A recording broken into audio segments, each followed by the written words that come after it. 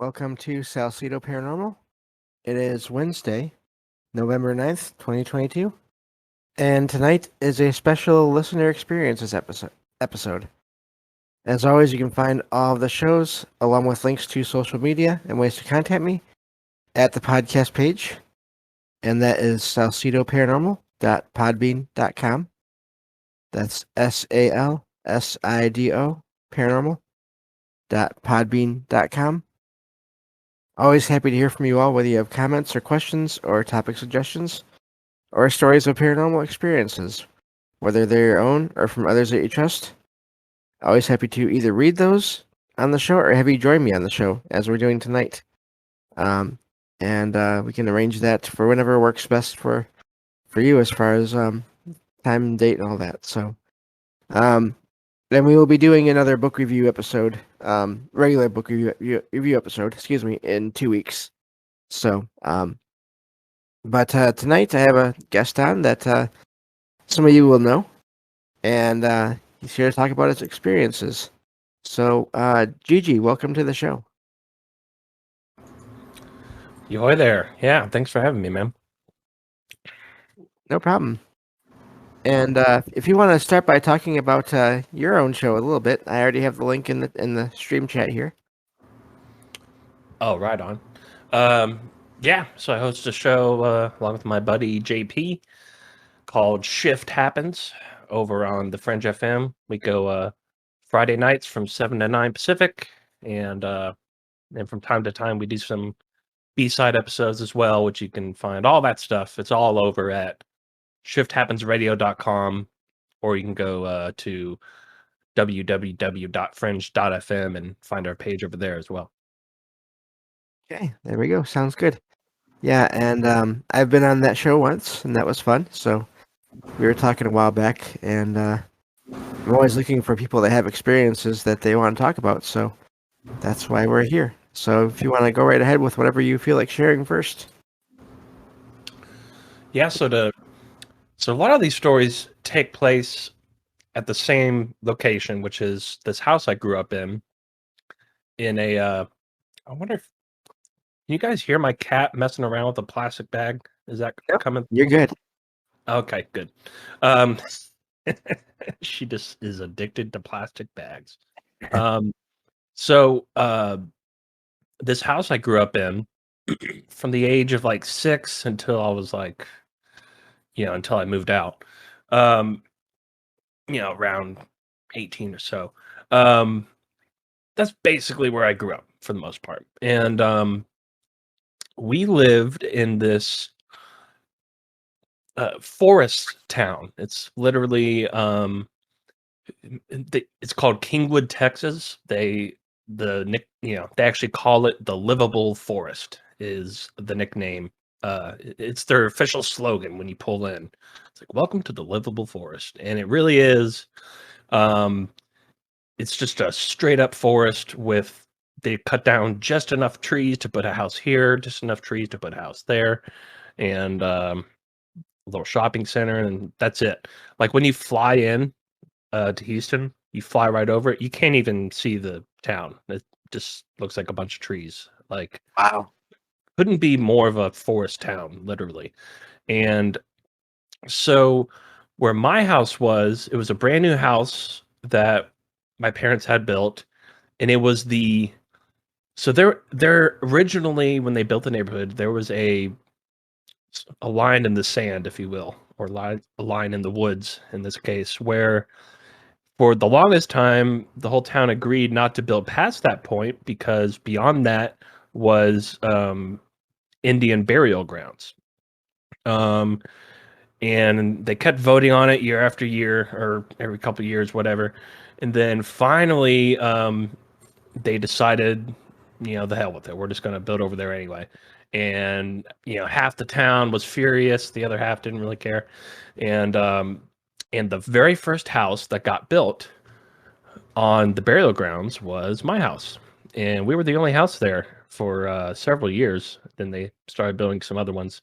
And now there's all kinds of houses over there. But so just to start off with that, I almost have a feeling that some of this paranormal stuff might be related to the fact that we, for lack of a better word, sort of trespassed on the burial grounds. And our house is literally it's as far back as the houses go. Like, we're the last house before the unadulterated woods starts, where there's nothing, just forest for miles and miles and miles. And so with that setup, here's which one do I want to go with first? Let's see. I think I told this on somebody's show that we all listened to not too long ago, but whatever. I can't remember which show. But so, as kids do, we're running around the forest at like 2 a.m, right? Me and my sister. And it was like one of our favorite things to do, just run around and explore, which looking back is a pretty bad idea because there's all kinds of coyotes and things that'll really mess you up, snakes, like super deadly snakes, and the gnarliest spiders you've ever seen, Oh, yeah. forest. Lovely. Yeah. And somehow we never, I mean, I've slammed into many a spider web right in my face, but other than that, we got pretty lucky. But one night we went pretty far, and there's this one little island in the middle of this. I wouldn't even call it a lake; it's more like a pond. But there was this island that was always inaccessible, because it was surrounded by water. But there was a drought at this point in time, and the water had receded, and you could actually get to it.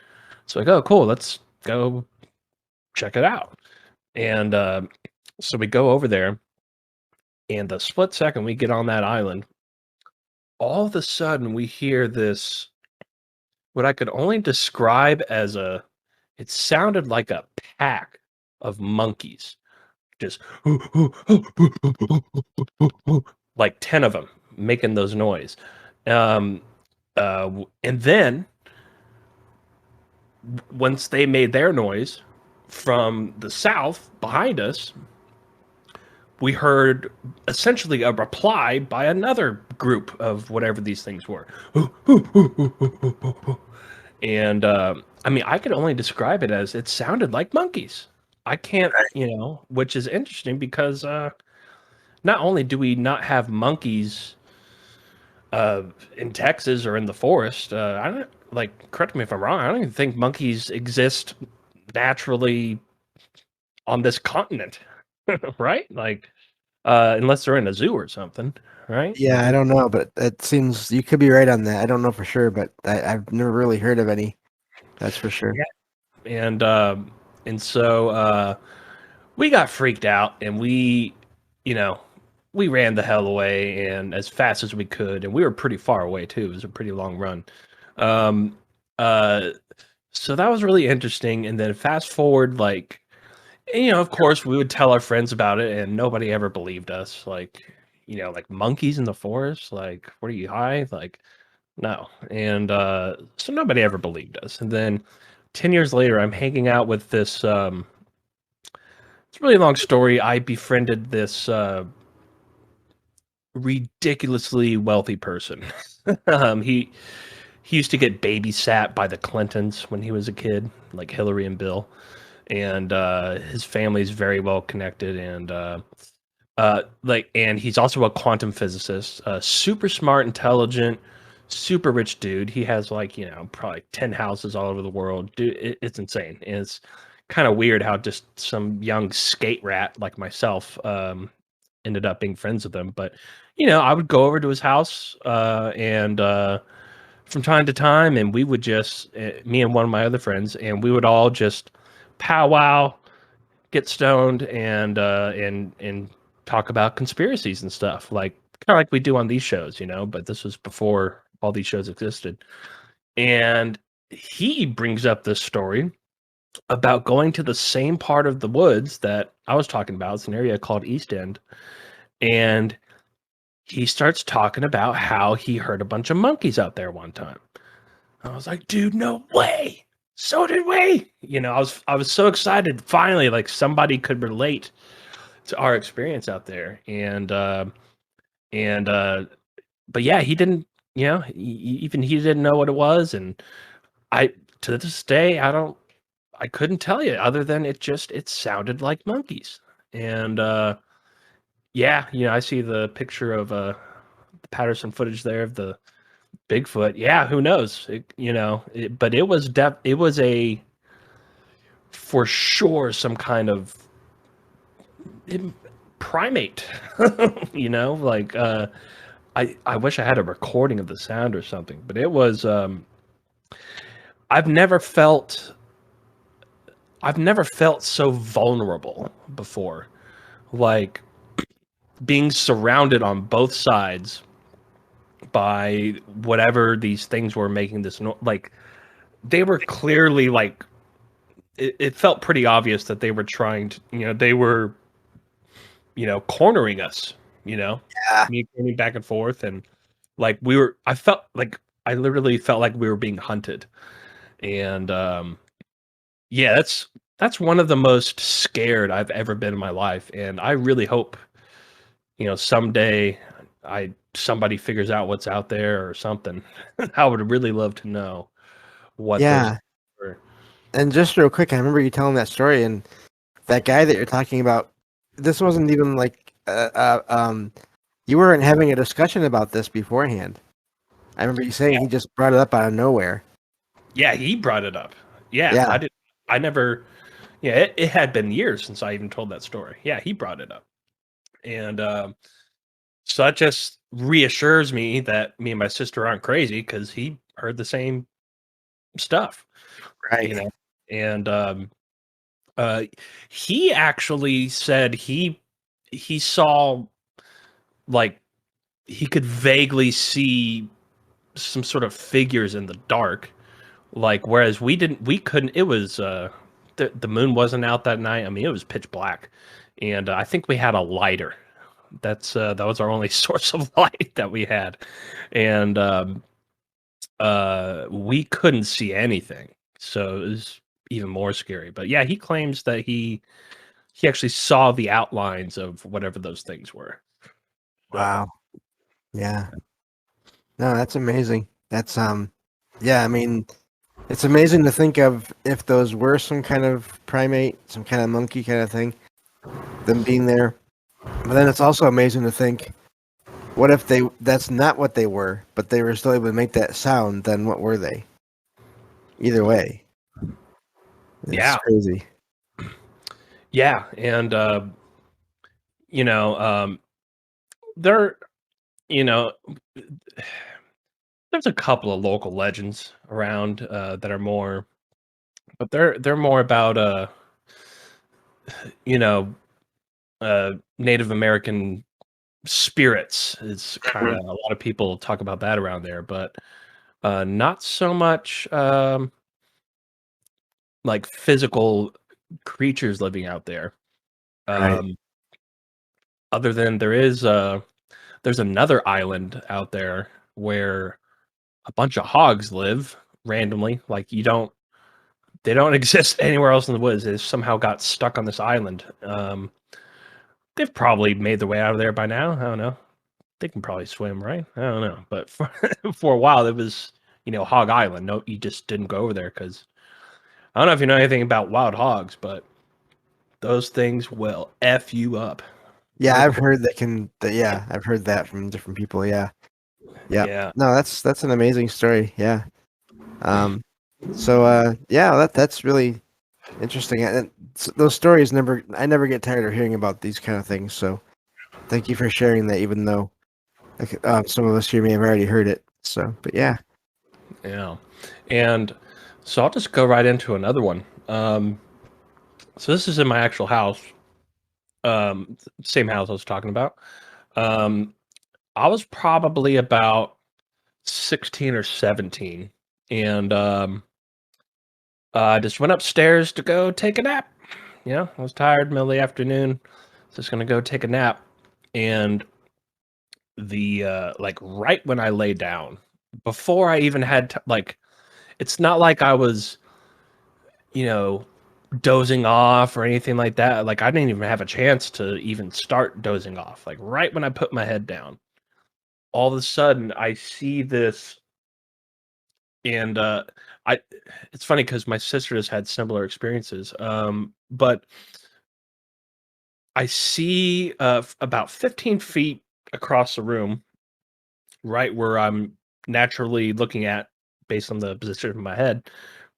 I see this tiny little blue dot, and at first I thought it was like, some kind of like maybe like a speck of dust on my eye or whatever. So I rub my eye, and then I open it, and then the dot is a little bit bigger, and then it keeps getting bigger, like like a almost like a lens opening up. Like it started as a speck, and it just in a radius sort of way grew larger and larger and larger to about the diameter. It finally stopped at like the diameter of what I would guess would be like 5 or 6 inches in diameter, about 15 feet away. Just this blue orb.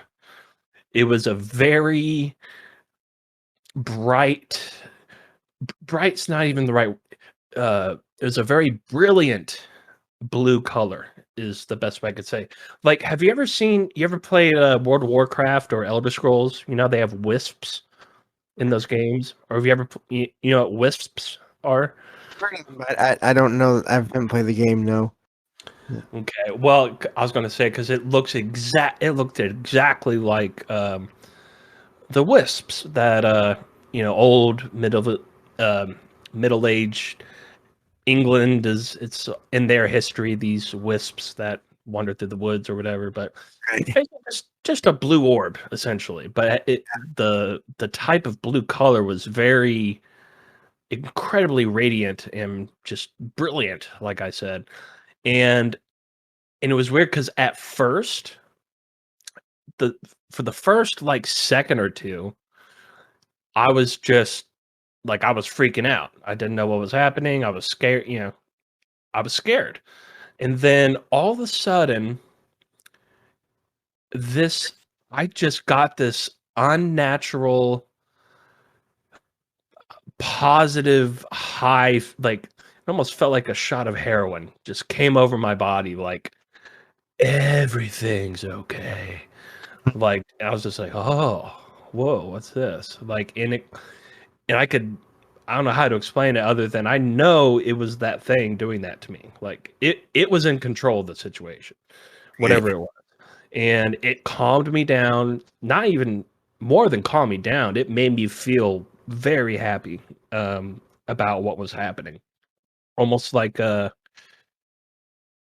I know it's kind of hard to explain, but it's about as best as I can explain it. And then, so that's not even the crazy part. Crazy part is, so after that, after it calmed me down, it starts floating towards me, and it keeps coming, and then it gets right in front of my forehead, and then all of a sudden, like have like sometimes when you've been walking around your socks and you go and reach a doorknob and you get shocked, like a static electric shock. Yeah. Yep. Zap! So it was like that, but with like 20 times the force and power behind it. Just a smack on my forehead. It just went right on my forehead, right as it disappeared. And then and right when that happened, that warm, fuzzy feeling that it gave me went away along with it. And then I was just left freaked out, and I literally got up and ran downstairs and ran outside and just stared at my house, like looking through the windows, trying to see like if I could find that thing again. But um, yeah, again, still I have no idea what that was, but it was clearly intelligent, and uh, and it had some ability to calm your nerves and control your nerves in some way. Hmm. Yeah. In the chat here, Lamas Fina. I'm sorry, I always mess up that name. Says I've seen the dots before, multiple though. Pinprick size, blue, green, or red. I would see the red ones as a kid and get scared, and then pray, and the dots would change to blue or green. That's neat. Huh. Wow. Interesting. And then APOC says the ones I've seen are usually white. Others have seen them with me. The fog usually seems to produce a lot. Yeah, there's something to that. There's someone that recently put out a whole book about um, strange paranormal stuff associated with fog or mist, whether it happens before or after or at the same time as this fog or mist coming out like that around the same time. Um, and then Lama Sfina says maybe an elemental sounds like that. But Yeah, yeah, I think it was. That's probably a good word for it, an elemental, mm, which is how they describe wisps back in the in the Middle Ages and especially Walish history. They have there's a whole word for it other than wisp. There's there's a solid history of these things, and but that's not the only time I saw it. ah, There was one other time this was actually pretty recently. This was, well, I guess it was 5 years ago. Um, but I'm just sitting. I was actually doing sound check with Casper Parks. He was coming on the show, and we usually hang out for a while and before and after the show. So we're just sitting there talking, and just like you and I are having a discussion about paranormal stories right now, we were sharing stories as we were doing the sound check. And as I was I was like I was about one story away from telling him that story about the wisp that I was just talking about. Like, I was in the middle of one story, but I had already planned on, oh, I'm going to tell him about the wisp next. And before I finished the story before it, right next to my head, like, just like if you hold your hand out to your left, just yeah, almost as far as it goes, like that's where it was. Just same thing. It started off as a dot, it expanded, it got bigger, it got bigger, it got bigger, and it stopped again at like a 5 or 6 inch diameter. And it just sat there for a solid like 10 or 15 seconds. And I was telling Cass, like, dude, you won't believe this. There's a effing wisp right here. And then it just this time it didn't touch me or hit me or anything. It just disappeared. And but it was I for sure it was the exact same thing as the one that I saw many years before that. wow, that is neat. There's something to that. The whole people report that on when they're doing shows. Not every show, but I mean, so many shows I've heard of over the years. The people that run them have said, "Oh yeah, this happened. I saw this shadow right before the show, or as I was doing the show, or this light, or we heard this voice that we can't explain on the recording, or we heard it, but it's not on the recording. Just all different kinds of things. So that's really neat. So APOC says NASA astronauts see them. It's been recorded and consistently mentioned multiple Yeah, colors. I've heard those stories. Yeah. Yeah, and then APOC asks, "Do you think they're different than the dot UFOs, the lights?" And I don't know. I think they are because when you're well, I would imagine so, and the reason why is because when you see one in the sky, they're pretty far away and they still like those things are way bigger than what I'm talking about. I'm talking about a little 5 inch diameter, so like a 2.5 inch radius. In other words, little uh, wisp. I Right. think the best word for it, wisp. Yeah. uh, but the but yeah, I believe you me, I've seen my fair share of the orb UFOs, and it's interesting. Like they're actually really common. A lot of people, uh, me and a buddy of mine, we every summer for many years in a row, we would just all night, like we would stay up from as soon as it got dark until like 4 in the morning. We would have our guitars and we'd just be playing but we'd be laying back in lawn chairs and we would just skywatch all night, just on the case, looking for UFOs while we play guitar. And we do that just about every night, every summer. And we've seen so many of those. And that, you know, everything from just zipping by to just being there for a few seconds and then zipping off. And there's been times where other people were there with us and saw the same thing, but a lot of people think like, oh, it's a shooting star. It's like, no, no, no, no, no, no, no. Next time there's a meteor shower, look at it. Like, it looks completely different. Like like an actual meteor.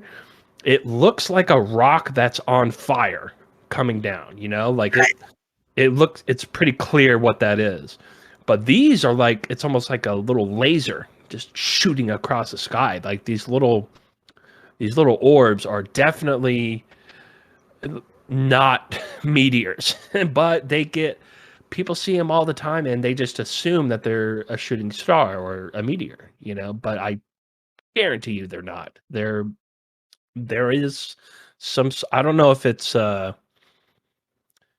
almost seems more like a a being rather than a craft, you know? It seems like an intelligent, just a little ball of intelligence, I guess you could say. Yeah, I can believe that based on my own experiences these last few months that I have with that blue light that I saw multiple times outside the front of my apartment. I can believe because I felt the presence. I was able to feel a presence from that light. So I believe it. Yeah, you can tell when that thing is aware of you being aware of it. Does that make any sense? Like, Yes. you can feel that. You know what I mean? Yep. And then when they're not focused on you, you can feel that too. Because the last couple of nights, I felt that they were shifting their focus away from me slowly. Like our time was basically done. Right. Yeah. Yeah. So, but yeah, that's really neat. Yeah. Well, wherever you want to go from here is fine. So here's this is more of a UFO story rather than I don't know. I guess UFO is kind of paranormal, right? Yeah, I put it all in the same group. And it's more of a story of insane synchronicity. So at the time I was living in North Hollywood, which is it's just an area of Los Angeles. So technically it's just Los Angeles, but in the North Hollywood part of Los Angeles, which I lived there for a few years back in my skateboarding days, but I was also going to school while I was skating professionally. I went to MI in Hollywood and in West Hollywood, so I'd have to make that drive every day. Anyway, so before I went to school that morning, so this would have been back in 2010, which is like Ancient Aliens the TV show had just, it was a new thing at the time. Like, I think it came out in 2009, so they were on like season 2, I think. It was like, and I think it was the first or second episode of Ancient Aliens that had just come out. But we didn't have a cable, so I would just go onto streaming websites and download them, you know, or torrent websites rather. And which, you know, especially back then, the downloads took forever. So I started the download of the episode. I had no idea what the episode was about. I didn't know anything, you know, I just knew that there was a new episode. So I pushed download and then I went to school hoping that by the time I got back, it would be done. So then I go to school, come back home, and where I lived, finding a parking spot was like an Olympic event, you know, like good luck parking anywhere near where you live. Like you, you have to scan neighborhoods for one little spot on the street, and then you have to walk a few blocks back to your place. Like that. It was just packed.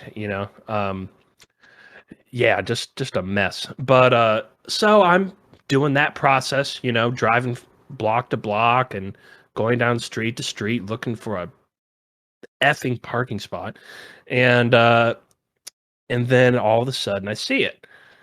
I just look up. There's just a straight silver ball just sitting there in the air. It's not going anywhere. It's not moving. It's just chilling. And it was it was surprisingly dull. Like usually when you see planes, like you see like sunlight reflecting off of it or whatever. No reflection on this thing. It was a pretty dull metal ball, is the best way I could describe it. And so I just pull over, well, basically in the middle of the road. I just stop my car because, like I said, there's nowhere to park.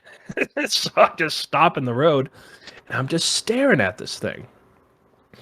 And I'm staring like at least a good 45 seconds or so. And then I realize, because again, this was back in my skateboarding days, all of us had video cameras, just in case we went filming with whoever, we had our own cameras so we can get our own footage. So I always kept my camera in my car. And I was like, oh shit, I've got a camera. I was like, I didn't want to take my eyes off it, but I was like, okay, I have to film this. And the split second I moved a muscle to reach for my camera, right as I went for it, that thing just took off. And the way it took off was, it was faster than the eyes could calculate. And by that, I mean, like, the best way to describe it is, do you remember the old Tiger electronic handheld games that were like even worse than Game Boy? Yeah. Like, it didn't actually have graphics. It was just pre-positioned drawings. One would light up over here, and if you moved your character to the right, it didn't animate at all. Just the left one turned off and the right one turned on over there. Yep. Yeah. There was no transition, right? That is exactly how that thing moved. Like, it wasn't like there was no animation to it. It was just, it was here, and then all of a sudden it was there, and then all of a sudden it was there, and then all of a sudden it was there, and then it was gone, with no visible in between. Am I making sense? Yeah, definitely. Yep. And so I see that take off. I'm like, damn, because it's funny. I was on some other show the other day. It was one of those Twitter space things. And this guy, he said just about the same thing. He was like, as soon as I reached for my camera, that thing took off. And it really felt like that thing was aware that I was aware of it, and that's what it felt like anyway. And so anyway, that happens. My mind is blown. And then I go back inside. And of course now I'm just, if I wasn't obsessed about UFOs already, now I'm totally upset. Like, now I can't wait to watch this Ancient Aliens episode, right? So first thing I do, I go inside, and sure enough, the download was done. I was like, all right, cool. So I push play, and then, ominous music plays. And then it shows a shot of the city of Los Angeles. And then the narrator, the first words of the show were UFOs over Los Angeles. I was like, dude, holy crap, I just saw a UFO over Los Angeles. Like, just that kind of synchronistic moment, like just added to, boy, if I wasn't one excited human being that day. Yeah. No, that is neat. The fact that it was silver too, that's really neat. And then, but the way it moved, yeah. I feel like that's how the blue orb that I saw, the blue light that I saw, like I never saw it move from one place to the other. It was just gone there. And that's how it did it. And yeah, so that is neat. Yeah, and the another cool one is so going back to me and my buddy Zach, who we'd always every night we would lay in lawn chairs playing guitar looking for UFOs. One of those nights, in fact, actually our other friend John was there for this one. So by this point, this is like our second or third summer, you know, doing this every night. And so you spend enough time staring at the sky, you get to know the stars pretty good, right? Like okay, yep, that's that star, like that's that constellation. Like okay, like we didn't know like the proper names of the constellations. Like we came up with our own. You're like, oh, that's the Piss Drunks logo constellation over here. That's the Andrew Reynolds one over there. Like we had our own names for them, but we knew which stars were where. Right. And then one night, there's this new star right by what we called the Piss Drunks constellation, which is I can't remember. It looks like the Piss Drunks logo. I don't know if you guys probably have no idea what that is. But it's yep, it's slipping my mind what it's actually called. But there's this new star right next to it that I don't. I was like, wait. I was like, hey, like, do you remember? Like, has that star always been there? And he was like, dude, yeah, I was thinking the same thing. Like, I don't know. Like, so we're kind of talking about it. Like, maybe we just have terrible memory or something. Like, but yeah, we were questioning the star being there. Like, what? Don't quite remember that one. But then we're just like, oh, well, I guess we just haven't noticed that one before. And then about, 30, 45 seconds later, the star just takes off. Just bam. It was like, oh shit. Like I knew it, And yeah, so it was some kind of UFO that was just sitting there blending in as a star. It looked just like all the other stars, It was just sitting there. And but it didn't belong, and then sure enough it took off. Makes you wonder just how many of the stars that everyone sees all the time really are stars. Yeah. Yeah, I wonder that all the time, especially after that point. And even stars that have been there for a while, like, Right. and by a while, I mean, like, 100 years or 1,000 years or whatever, like, because, like, some stars, they're constantly flashing, like, white to blue to white to blue to white to blue, every once in a while red for a split second, and then white and blue and white and blue and white and blue, like they're flickering, right? Yeah. And it's like what's going on there? Like how's the the just imagine how big a star is, like for the whole thing to change its entire color for us. Like it's almost like there's just a never-ending set of nuclear bombs going off on this star or something, which maybe that is what's happening. Maybe it's convulsing and imploding and exploding, whatever stars do, right? But a lot of times I wonder, like, I wonder if that's actually just a UFO like that one we saw, But yeah, it sucks where I live now. I live downtown Austin, and you know, it's downtown. The light pollution's bad. There's buildings everywhere. You can't see anything. Right.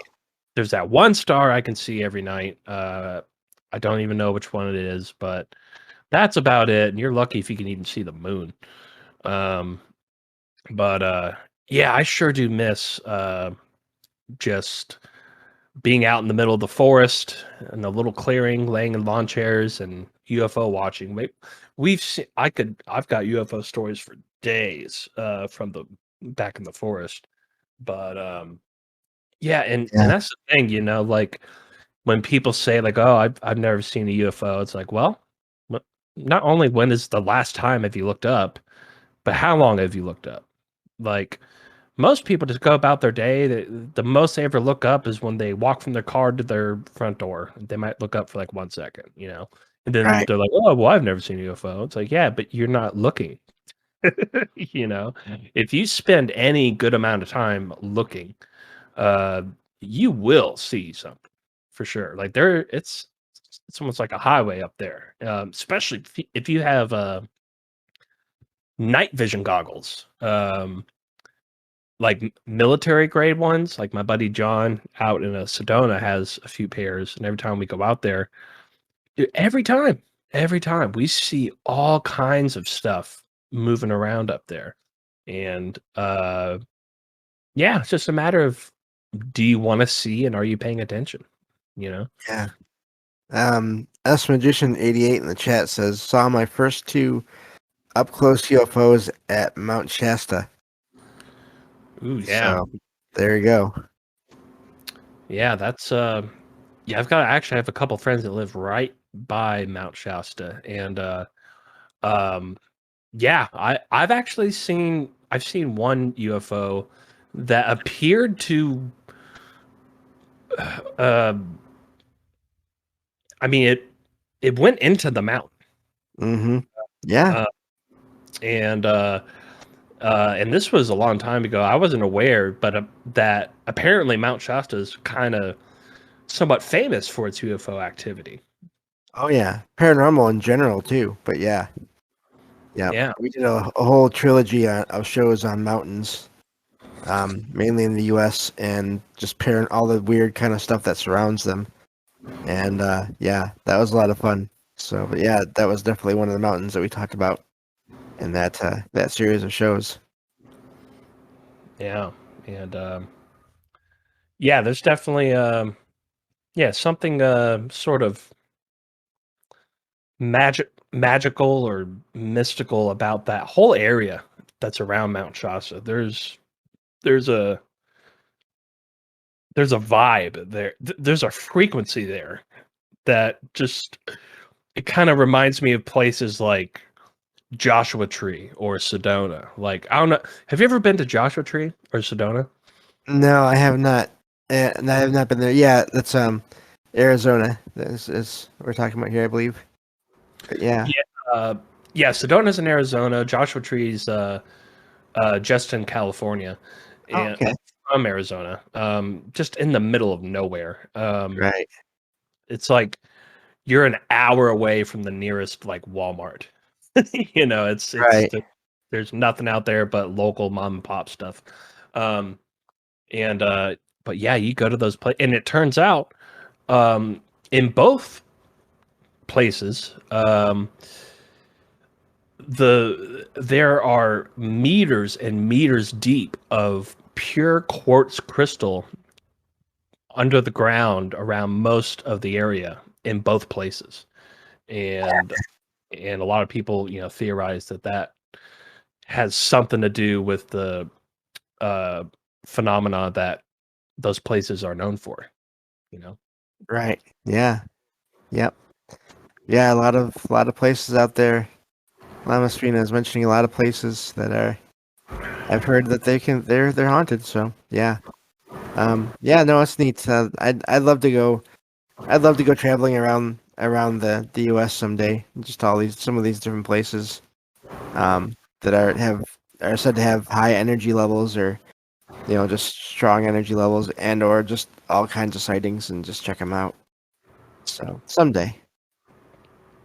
Right on. Yeah, and APOC is saying Apocalypse rather is saying she's been to Sedona. They have UFO watching groups, and yeah, my buddy John Polk, he actually used to do a show on the Fringe FM until he started doing UFO watching groups full time in Sedona. That's what he does. He, a bunch of people sign up. He takes them out to. He's got a couple of different spots, and every single time, everybody uh sees they bring out the goggles and everything, like she just said with the night vision goggles, and they've been doing it for years, and they've only because they offer a full refund if you don't have an experience, they've only had one refund ever in the last like Oh, he's been doing it for about 3 or 4 years now, but that company's been doing it for like probably about 12 years. And that whole time they've only had one refund ever. And even then it was some sort it wasn't even that they didn't see anything. It was some other kind of BS like Technicality kind of thing. yeah, like it was Yeah. something.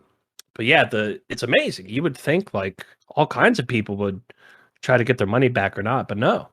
They all have an experience every time they go out there. And yeah, highly recommend it. Yeah, if you guys go out there, look up I forget the name of the company, but look up Reverend John Polk. Find him online. johnpolkmedia.com. Do his tour. He will make sure you have an experience. Absolutely. Yeah, it's amazing. I've heard him on your show before a couple of times, and some of the stories about that, and it really does sound like a great place to check out. Yeah. So, He was actually our first ever guest on okay. Happens about 6 years ago. Yeah.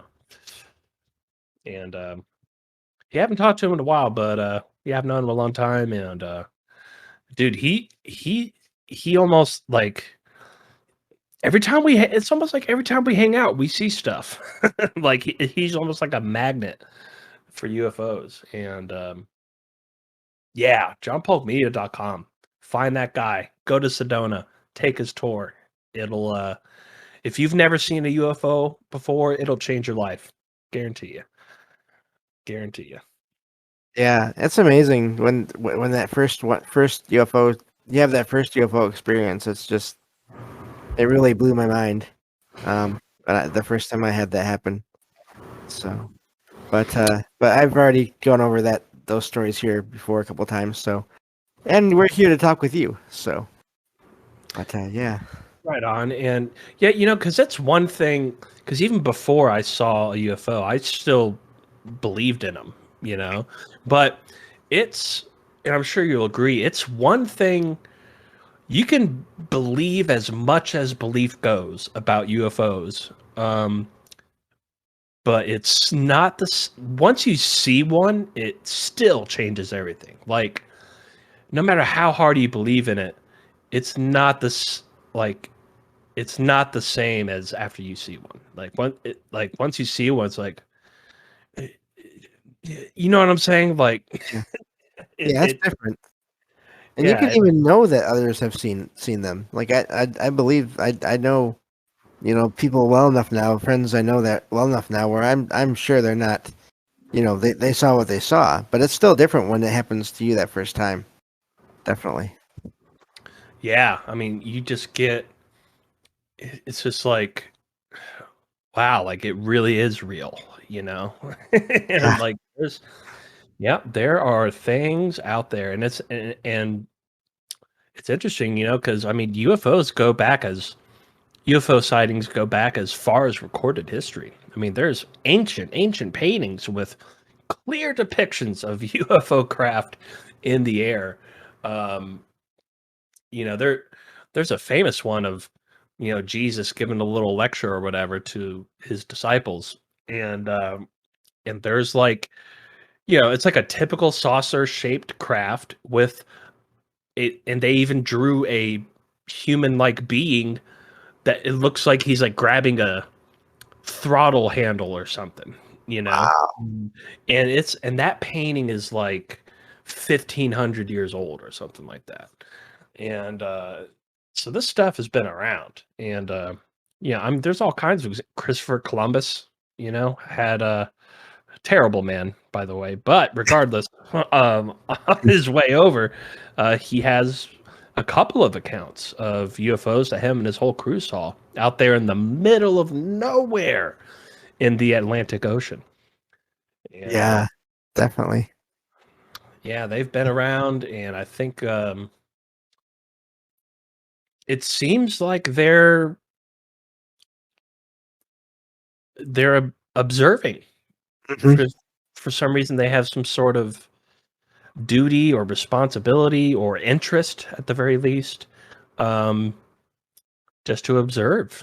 And then, as soon as you notice them, they basically take off.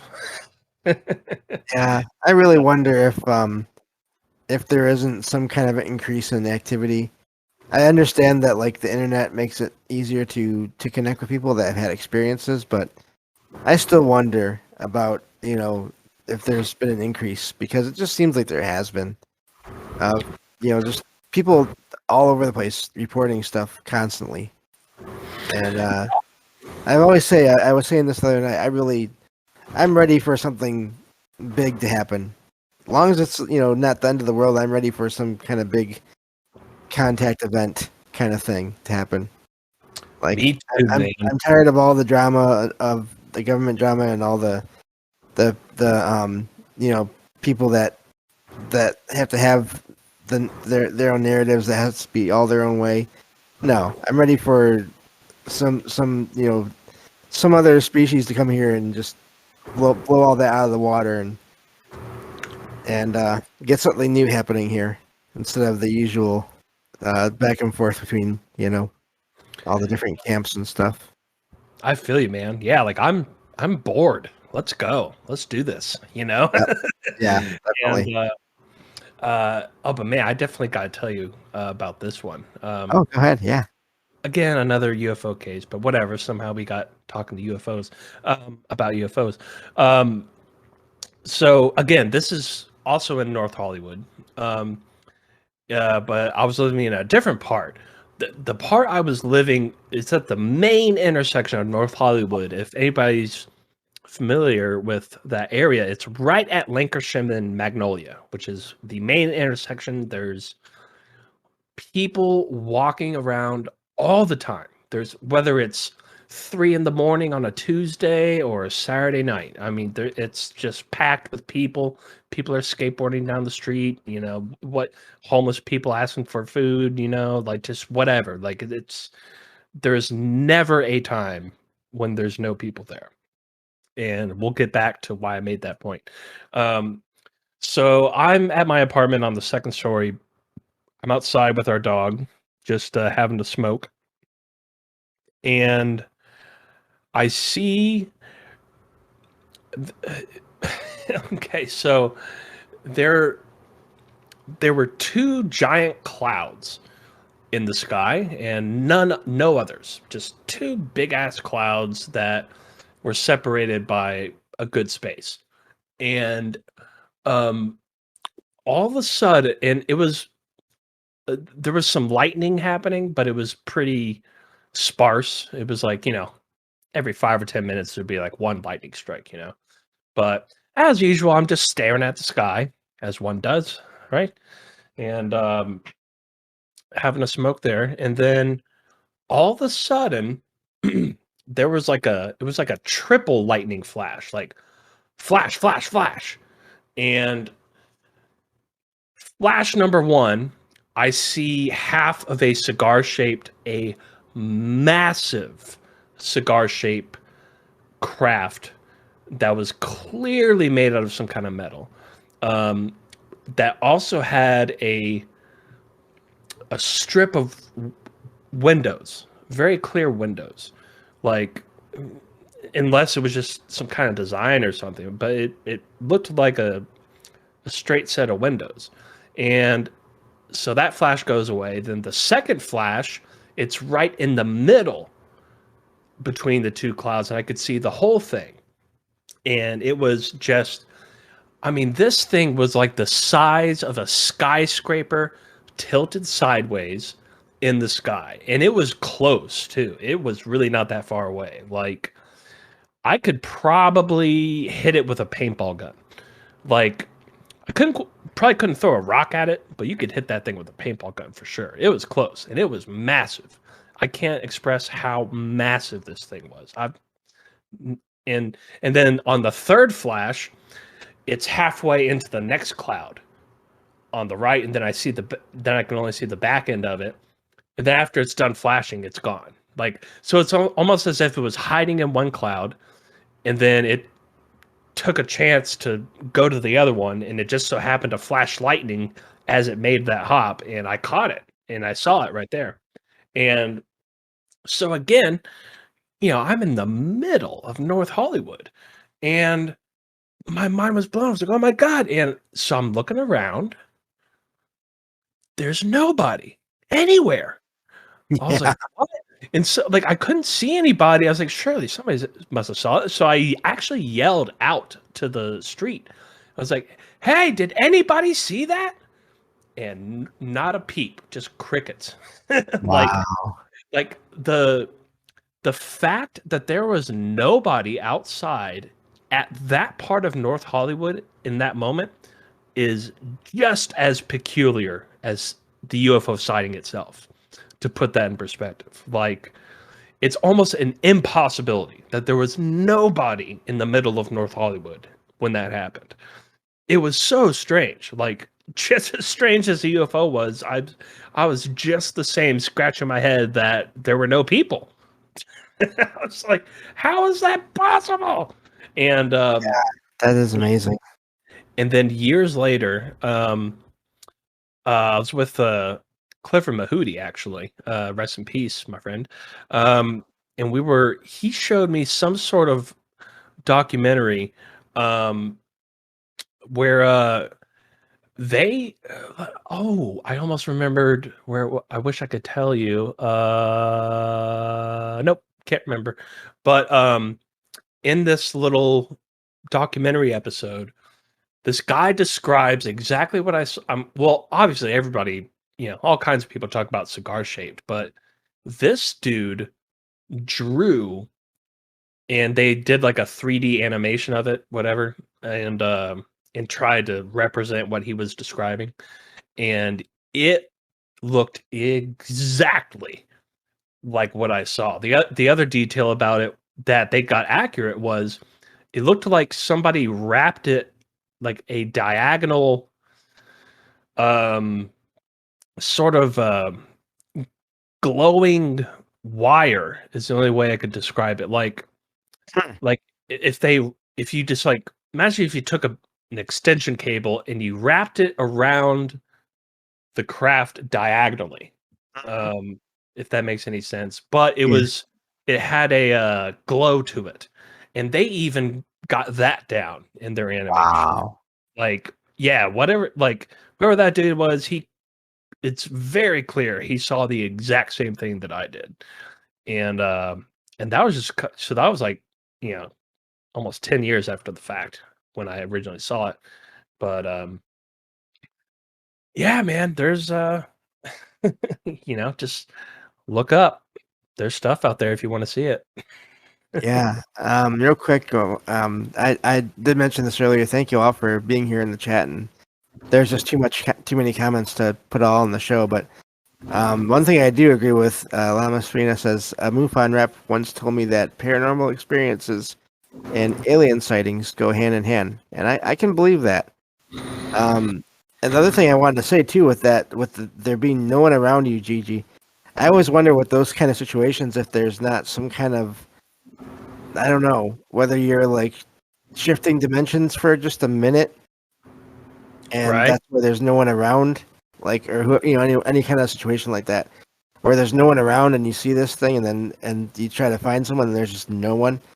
I really wonder sometimes if like somehow you did some kind of traveling, or this craft made some kind of temporary portal, and so there really was no one around for that minute. But it wasn't, it was because you both were maybe kind of somewhere else slightly.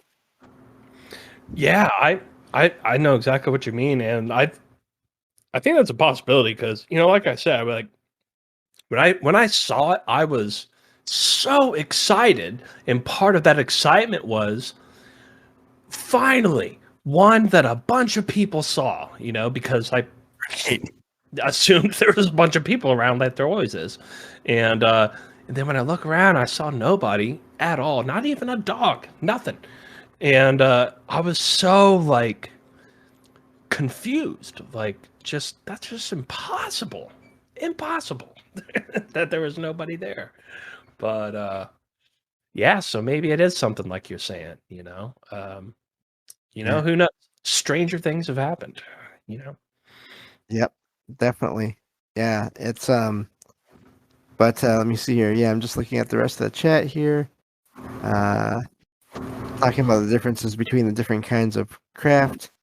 But yeah, no, that's neat. I would love to see a craft at some point as well. Like all I've seen are the lights, but I was surprised just to see the lights, just because I normally can't see anything in the sky.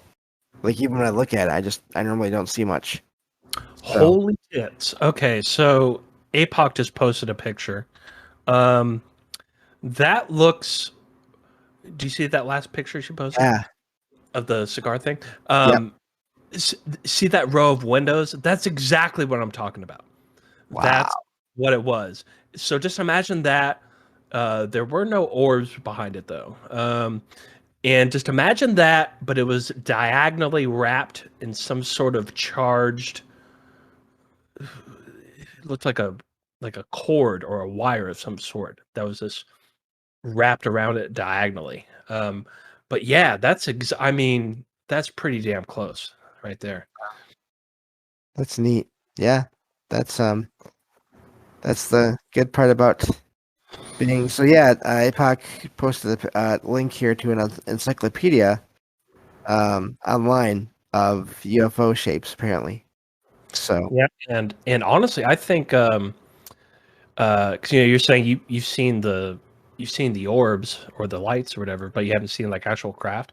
yeah, After I just somehow I feel like I know that I think those are two.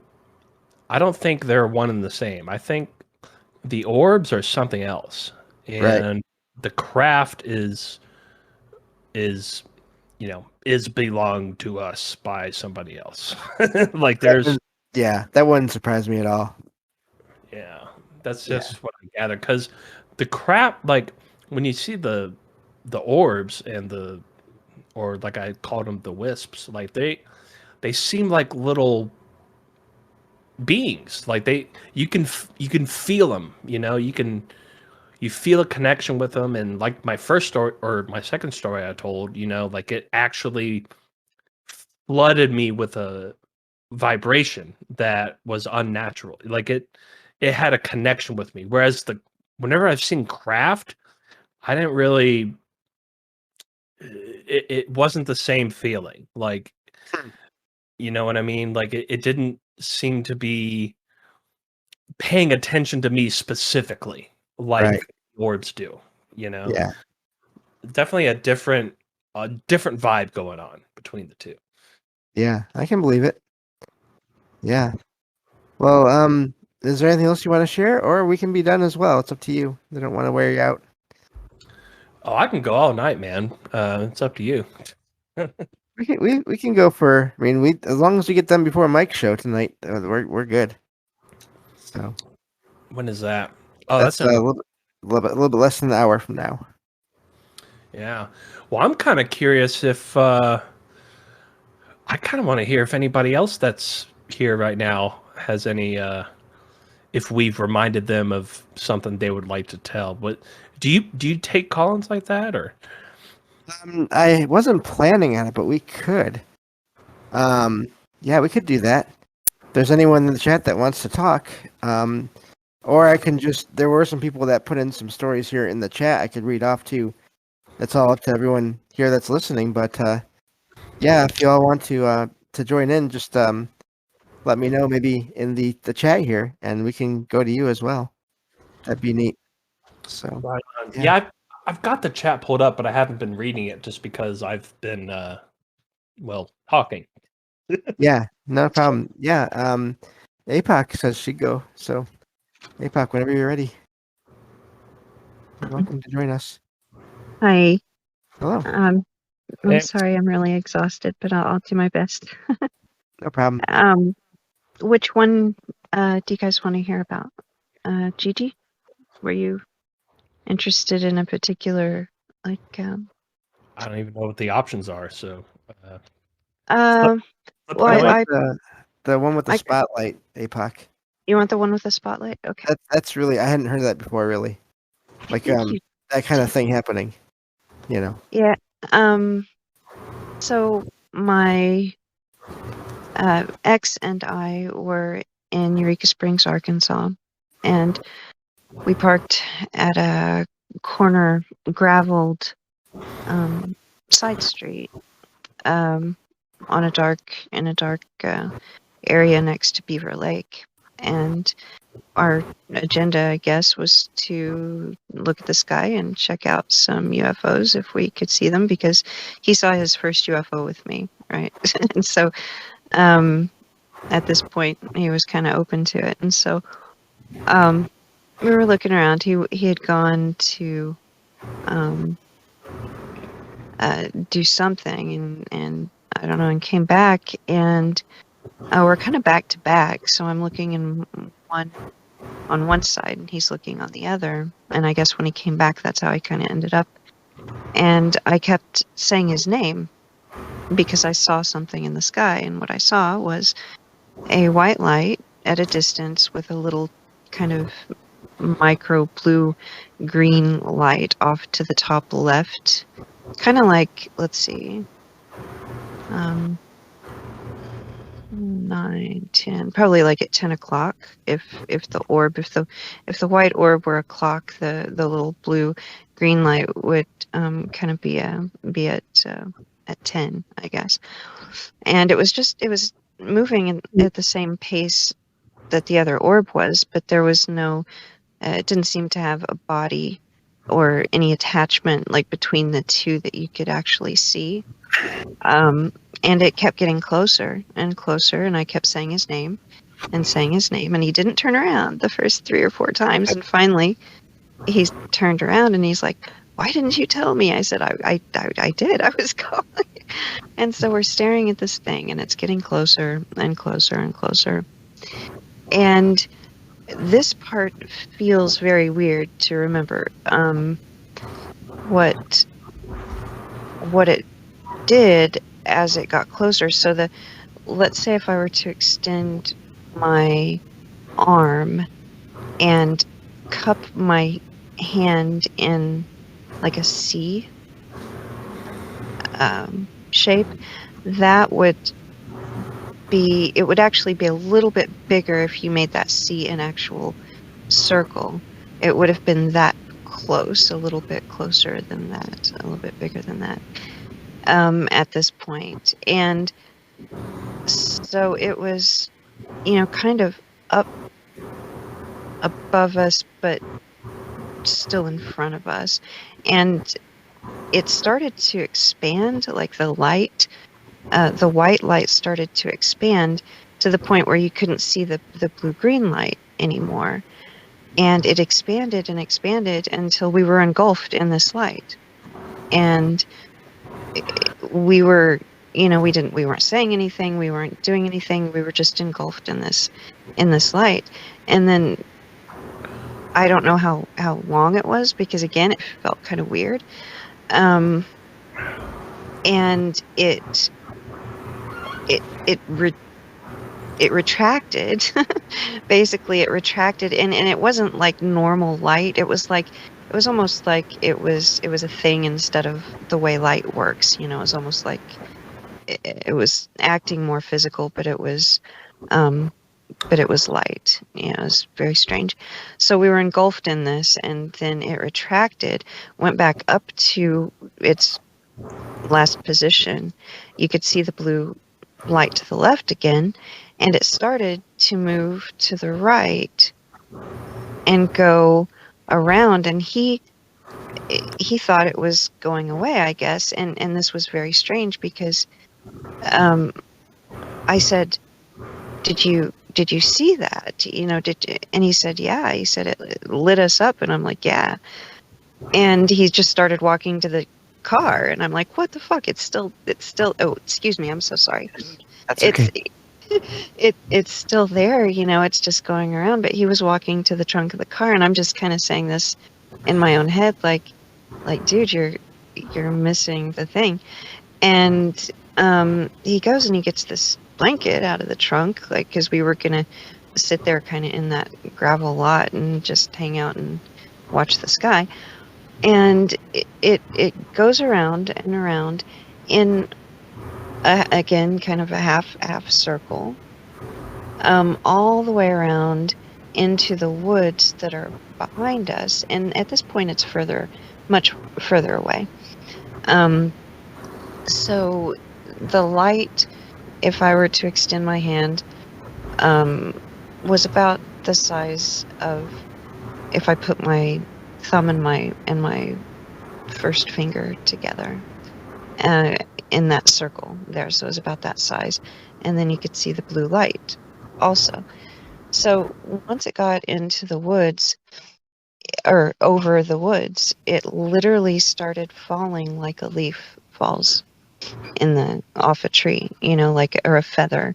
It just kind of glides back and forth and up and down and back and forth, all the way to where we couldn't see it anymore. And by that time he was back, and I was like, look, it's over there. And he watched it, float down with me. And at that point, we were kind of parked up against some woods, and it was the same woods that this thing, floated into, but it was pretty far away. And yet, I walked over, toward the car, and I heard something walking through the woods, like a lot of somethings walking through the woods. And it could have been deer. It could have been anything. But because we had just experienced this, and because those walking sounds were coming towards us, and I called him over and he heard it, and they were coming towards us, and we had just seen this thing, he grabbed the blanket and we just decided to go. But to preface this real quick, I forgot to say this first part. Right around where the thing drifted down into the woods, was aligned just to the right of this road that we had initially gone down, and it led to a camp area that had actually been flooded. But on the way down there, there's like a cliff ledge, sort of. It's still wooded, but it's very sharp ledge off to the right.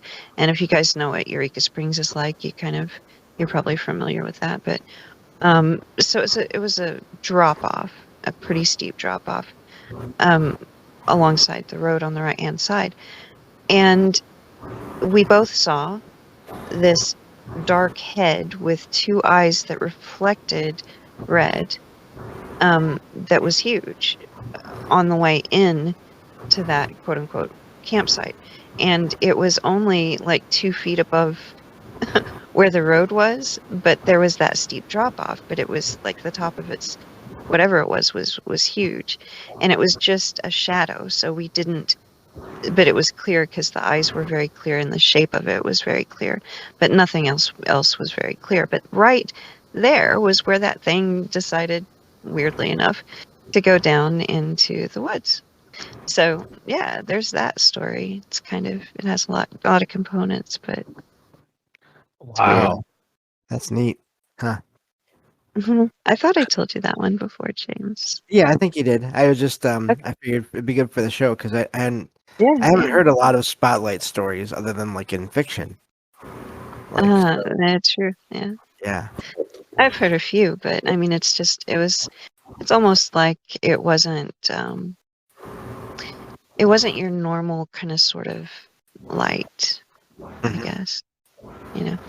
I wouldn't know how to explain it other than just sort of being engulfed within something, as opposed to that was light, that was bright, but it wasn't, you couldn't, I didn't feel it other than feeling odd, you couldn't physically feel it, but there was definitely a very strange sensation that came with it. And I was excited, already. So I was like kind of stoked about it. Yeah. But yeah, it was really interesting. Well, and at that point, he did kind of freak out and avoid the idea of UFOs from that point on. Yeah. Yeah. Yeah. I can understand. I mean, people just really. Yeah, I don't know. But yeah, thank you. You're welcome to either If you want to share more, you can, or you can mute her, however you feel like doing. I'll pop out. I've had a pretty long day. No problem. Well, thank you But for joining us. I'll mute up and listen to the rest. Yeah, no problem. Thank you. Yeah, thanks for that story. That's very cool and interesting. Yeah, and that kind of reminds. I don't know why, but that reminds me. I actually left out one common thing between both of the North Hollywood stories that I told. Okay. Which is so the first one where I downloaded the episode of Ancient Aliens and I reached for my camera and then the thing took off. That one. After that thing took off, about like less than 2 minutes, two jet black, no sort of logo or anything, helicopters were hustling in the same direction that thing took off in. And, could be, I don't know, I don't know if you spent any time in Los Angeles, but you see helicopters all the time, but usually you can see some sort of insignia or logo or a number or something, these were jet black that went in the same direction that thing took off in. Could be coincidence, or they could be trying to see what it was. I'm not sure, but I'm a little bit more sure about the other one where the big cigar one with the windows and nobody was around to see it magically. Now this was pretty interesting because like I said, there were those two clouds and it's almost like it went from hiding from one into going to hide behind the other one. Right. Is really what it seemed like. And this took about this is probably about 5 minutes after the initial sighting. At this point, I'm on my third cigarette because I'm still I'm still looking up. I'm not done seeing what's going on here, and so in this case, it was only one helicopter, but it was circling the cloud that I saw it go behind. Like Okay. it was running like as if it was looking for something. But then again, you would, I mean, Los Angeles is, you see helicopters circling around all the time, like with spotlights and everything. They're always chasing somebody. There's like real crime going down in Los Angeles all the time. You don't. I've lived in a lot of places. I've never seen so much helicopter activity that I have in Los Angeles, but that helicopter was like it was circling right where that thing went, and it kept circling. And normally when they circle like that in Los Angeles, they're shining down spotlights on the ground because they're looking for somebody, but this one wasn't shining a light down.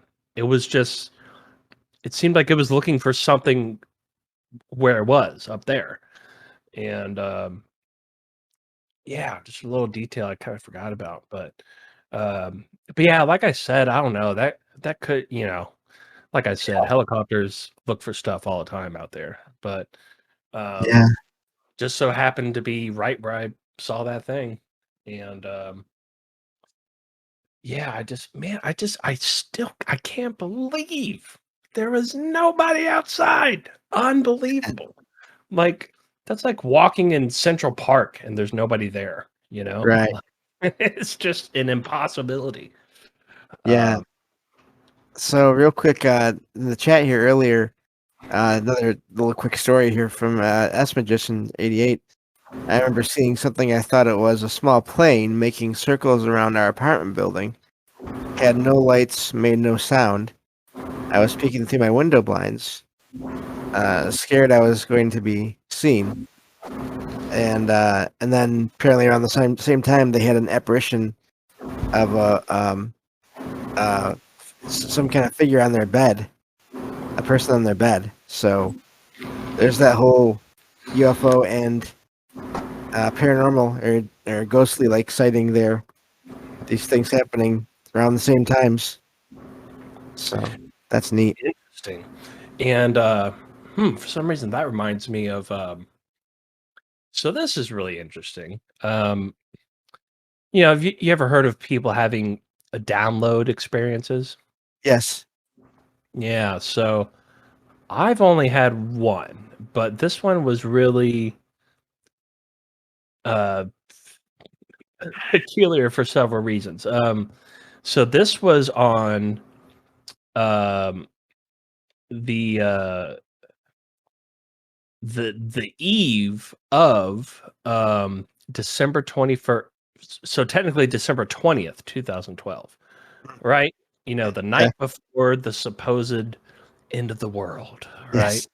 December 21st, 2012, what some shift was supposed to go down, according to all these people. Of course, nothing really happened, but something happened to me. So we were all same house in the forest that I was telling you about earlier that we grew up. At this point, I was back. We were in town visiting for the holidays, and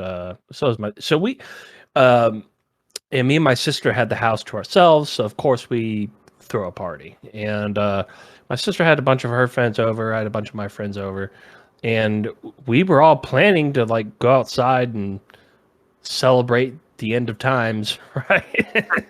but it turned, like next thing you know, like half the people are watching some movie, the other half are upstairs doing whatever.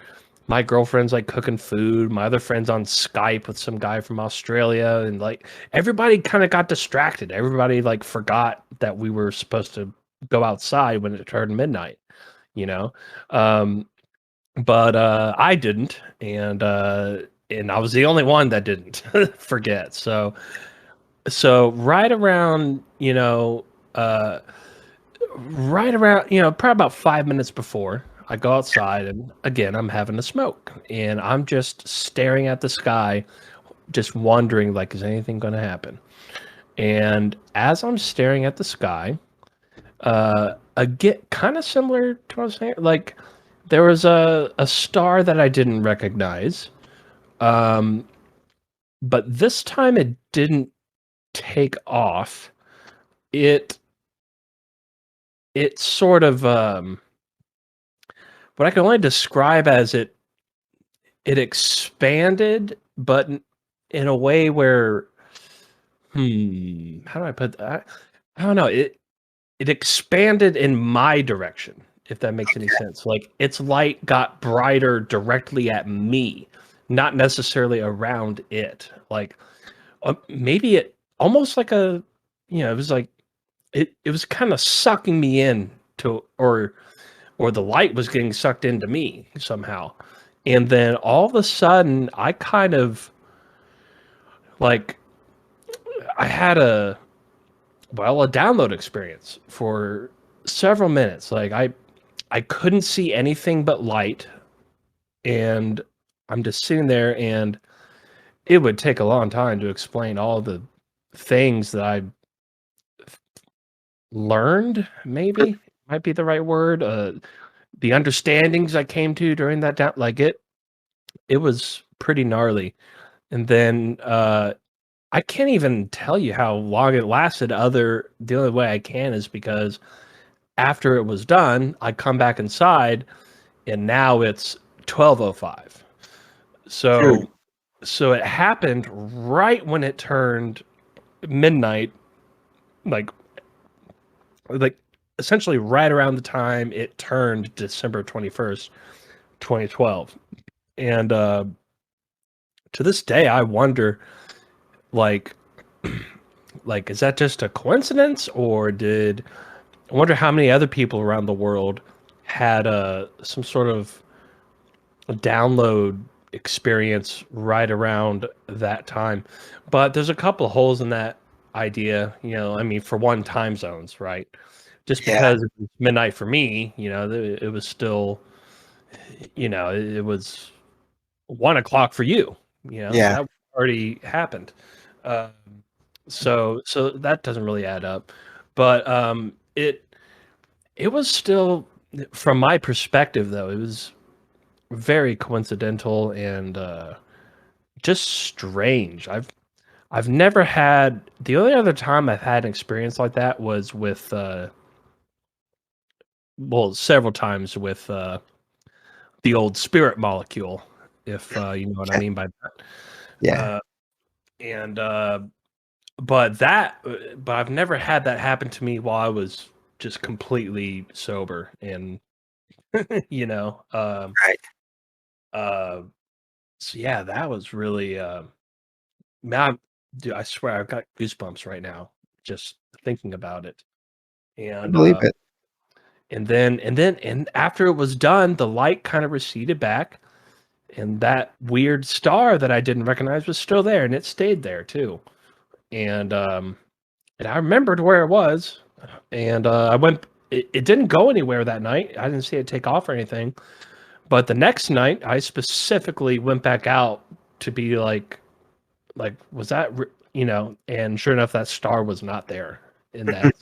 You know, there was nothing there at that spot at the same time the next night. So and and man, that forest was so great because the light pollution was next to nothing. I mean, you could really see some stars. But you know what? Have you ever been to Yellowstone National No, I Park? have never been out of Michigan. Oh, that's right. I Actually. think you mentioned that before. Yeah. Yeah. Let me tell you something, my friend, and everybody listening. If you ever get a chance to go to Yellowstone, go. Not for the wildlife, not for hiking, not for camping. They serve the worst food in the world there. Not for any of those reasons. Go there to Skywatch because it is so far away from any sort of light pollution whatsoever. And the sky looks so brilliantly beautiful, and like you've never, it doesn't even look real. Like you can see so like thousands of stars you could see in the sky. And I mean, every couple of minutes you see a meteor flying by. I mean, you can see everything, and including UFOs. You will, I guarantee you, bust out a lawn chair in Yellowstone. It, it, I couldn't recommend it enough. Just go out there and stare up, and try not to get eaten by a bear, you know, at the same time. But you know, find a safe spot and just out there and just look up. I spent a whole week out there, and man, I saw so many different things. I don't even, almost to the point I couldn't tell what was real or what wasn't. Like, what was a meteor? So many different types of movement up in the sky, up in the stars, and absolutely amazing. I've never, you know, like I've been all over this country. I've probably been to like 35 states and spent time there, and everywhere I've gone, I always, you know, I'm always looking up pretty much every night. Anytime I go and have a smoke, like I always just mostly spend my time looking straight up, just you know, just in case. And I've never seen anything like the skies in Yellowstone. That stuff's incredible. I'm sure there's like pictures online, but that doesn't do it any justice. Yeah. It's just Yeah. majestic. That's probably the right word. Majestic. Yeah. I believe it. So here's another question: have you ever had any other weird experiences while doing your shows at like at the same time, like the one with the wisp? Um, Other than, mm, well, there's been a couple times where, hmm, let's see how much I can. Well, I think you've heard me.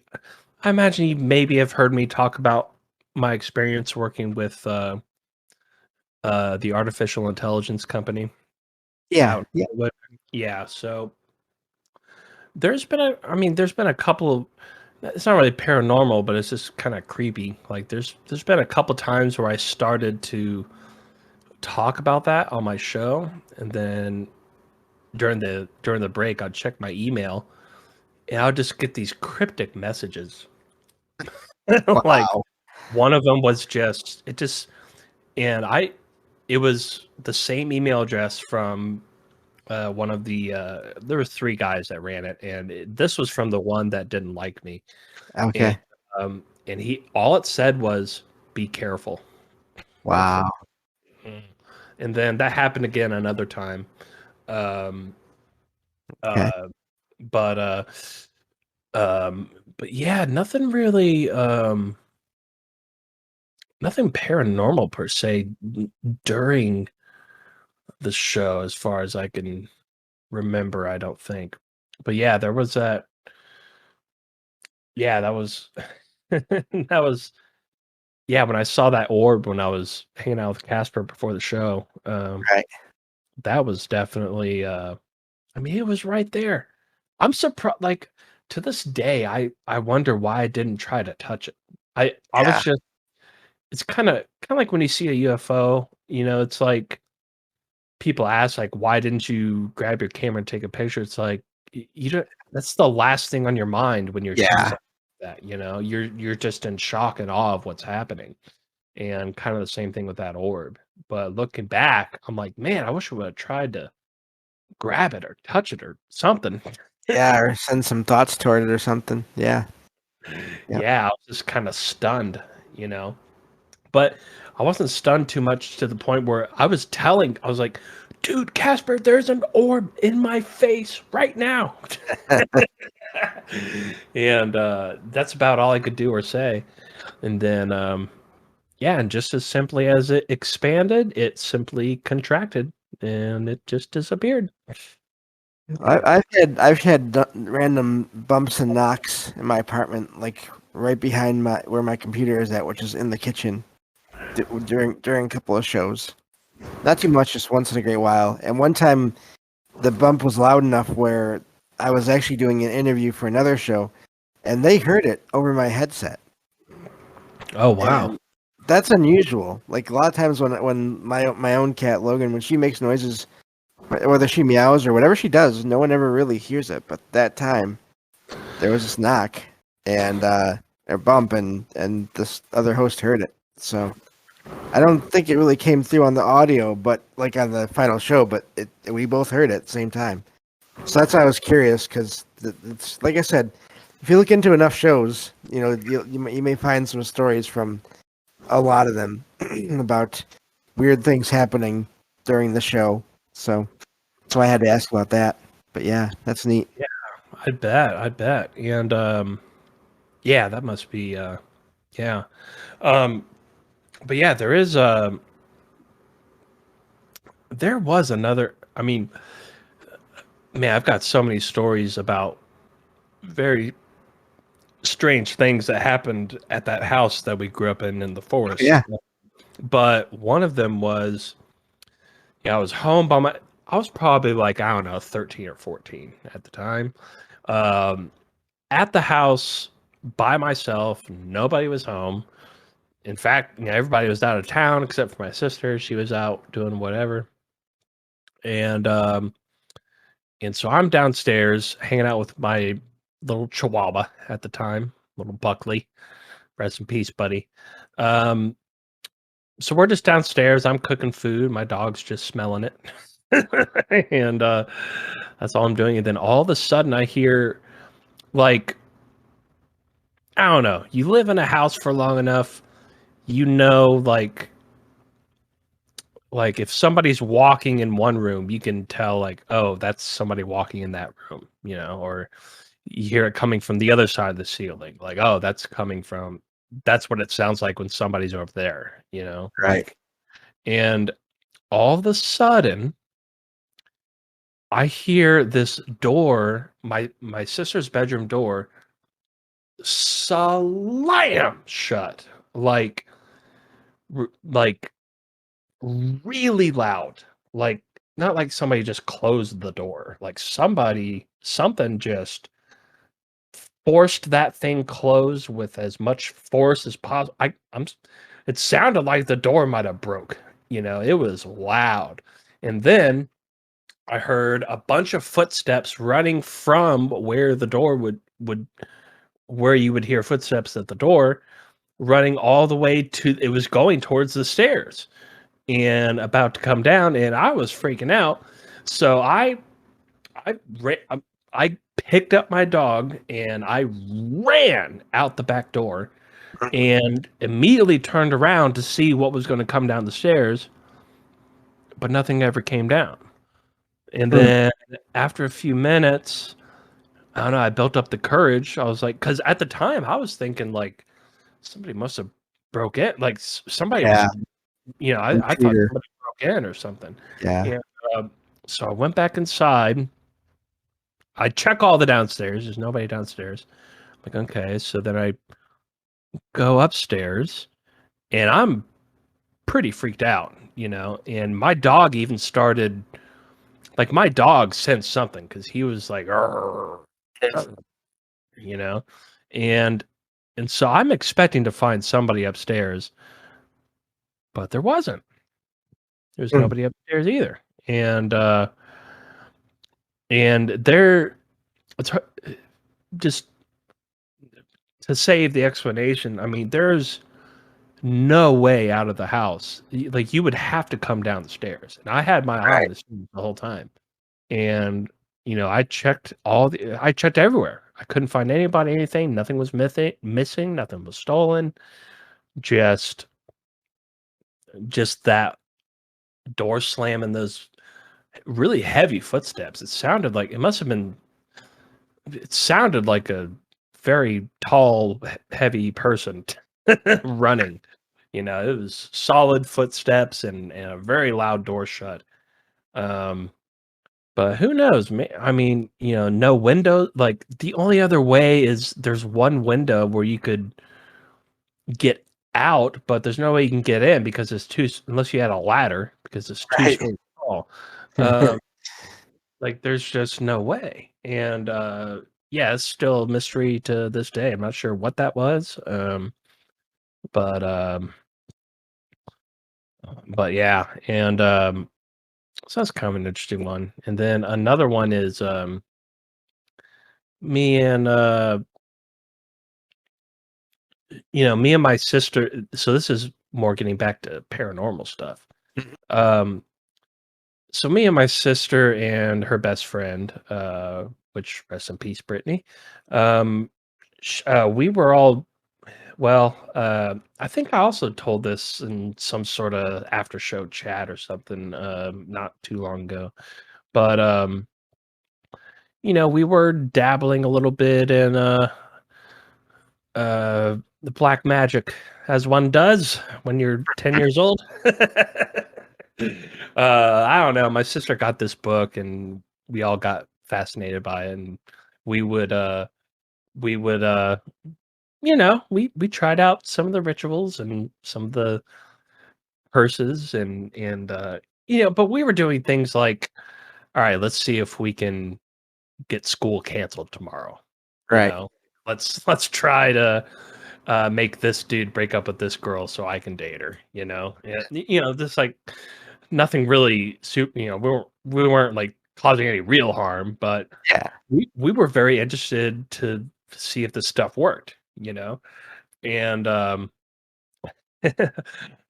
Lamas Finas. Yeah, see, they get me. Yeah. And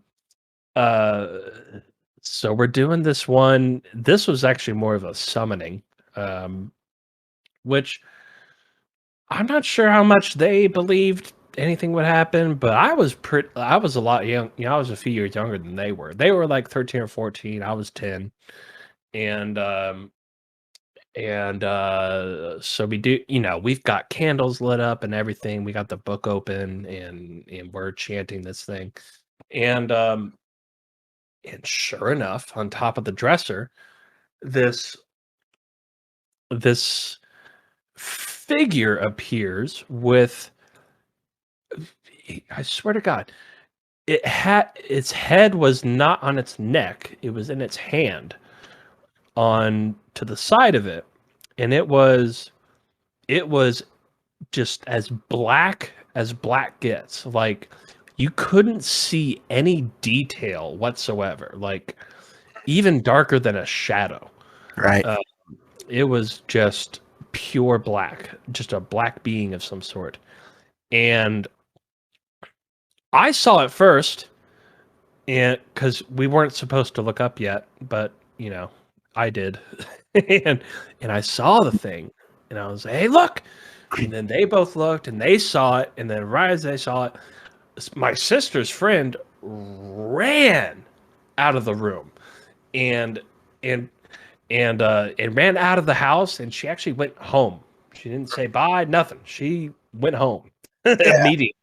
And what's interesting is like she was always at her house. I mean, she was at our house more than she was at her own house. Like Right. every day she was over at her house after school. She'd even spend the night on school nights, like she was just always there. And because her family kind of sucked, and our house was just a better environment for her. But ever since that day, she never, all of a sudden, she never came back to our house ever again. And because of that, you Right. know, like as much as she hated her house and loved our house, like instead, she never came back for the rest of the time that we owned that house until we got another house, and then she started coming over again. Right. But she was like, the hell of that, like, which is weird because it's like, well, what were you? I mean, you knew what we were doing. Like, what did you expect to see? Like, Yeah. but I guess she just didn't think, she's probably just playing along, I guess. But me and my sister were really trying to do something. Right. And I guess she wasn't. She was just playing along, I guess. But yeah, I'll tell you. And who knows? It could be coincidence that something popped up while we were doing a ritual. But it kind of seems to me that was more of a chanting thing. I guess that is a ritual. I don't know how you call it. I wish I could remember what that book was. It The one might. between us says I'd be coming over all the time after that with bringing all my tools. So it sounds like you'd have an extra helper there. Yeah, and it's interesting because ever since uh every it's almost like we opened a door or unlocked something when we did that, because after that we have both me and my sister, I mean, both have had several different entity encounters in our house after that point, which we never had any before that. Right.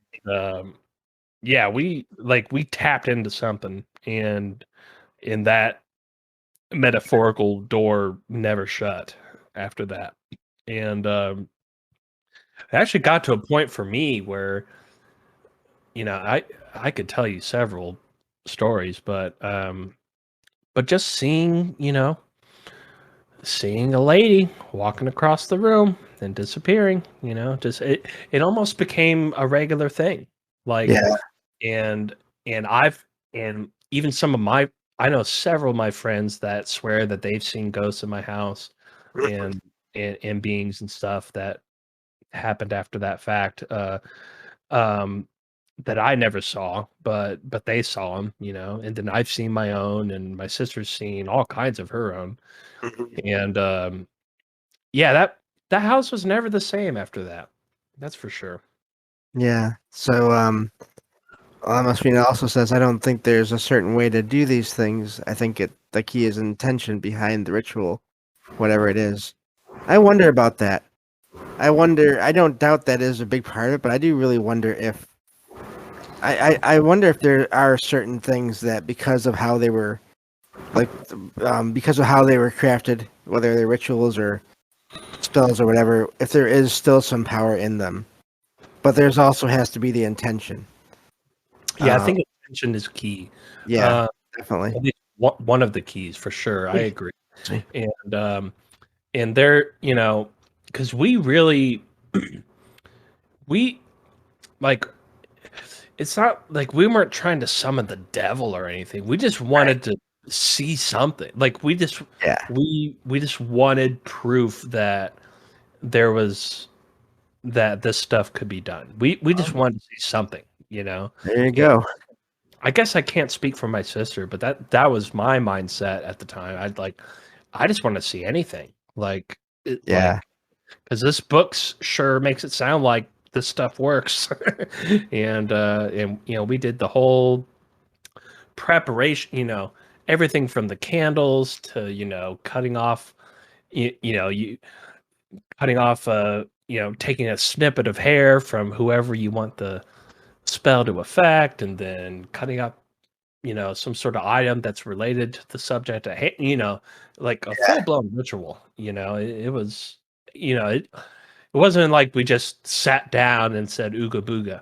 It was, you know, it took a few days to set up the whole ritual, and then we finally got everything together that we were supposed to do, lit all the candles, opened the book up in the middle, sat in a circle, held hands, and did the whole thing. And then sure enough, it really seemed, like I said, it seems like we opened some kind of metaphorical door when we did that, and that house was never the same since. And very funnily enough, um, my best friend's friend, who I guess I've hung out with him a couple times. In fact, we had a really one of the most amazing psychedelic experiences we ever had was actually with my friend and his friend. But his family actually ended up buying our house after we sold it. And him and his brothers, they swear up and down they've seen all kinds of paranormal activity in that house as well. So it seemed to have, like, whatever we opened, it stayed at the house, because the new house we moved in, nothing was really going on. Like, the experiences all stopped. But then they moved into that house and they were having the same kind of experiences that we were. Wow. So it seemed to be whatever those things are, ghosts or spirits or entities or beings, whatever you want to call them, they seem to be stuck in that area on that property. It seems like maybe, I don't know, maybe they can reach into the next house or something, but they certainly didn't follow us, and it certainly stayed there, whatever it was. Yeah. Yeah. Huh. Well, we are just about out of time. So, but thank you for being here. If you want to just mention your show again real quick, and then we'll get this one finished. Right on. Yeah, thanks again for having me on. This was a lot of fun. And yeah, so I host a show with my buddy JP. It's called Shift Happens. It's on the Fringe FM every Friday night at 7 o'clock Pacific. That's 9 o'clock Central. And it goes for 2 hours. And yeah, and you can follow us on all kinds of social media and all that stuff. All of the links to everything you need is over at shifthappensradio.com. And that's about it. Yeah, thanks for having me on, man. No problem. There we go. Thank you as well. And I will talk to you later. You're welcome to mute up, and then I will end the show here. All right, sounds good, man. Take care. So, well, thank you all for being here tonight and for participating in the chat. Like I said, I saw the chat. There was so much of it there. You all did so great with that I literally could not read it all without just completely ignoring the guest, which would not have been good. So, but thank you all again, and I'll be back tomorrow night with paranormal news on the next episode of Salcedo Paranormal. Take care, everyone. Have a great night.